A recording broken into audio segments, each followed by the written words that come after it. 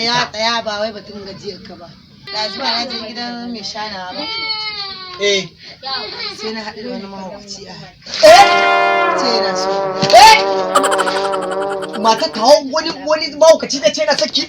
Mata tawa Abu buge ni zaka yi mai gida? A'a in buge kini na isa amma mata tawa wani mahaukaci ta ce yana ina. Wallahi yana anan ya dai ce min zai zo na bashi lambar waya.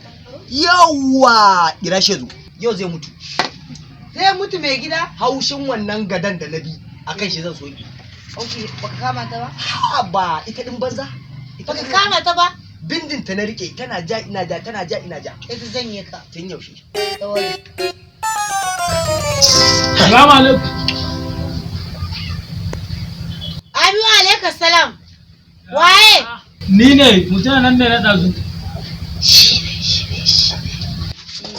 Ga ta nan zuwa. Ga ta nan zuwa.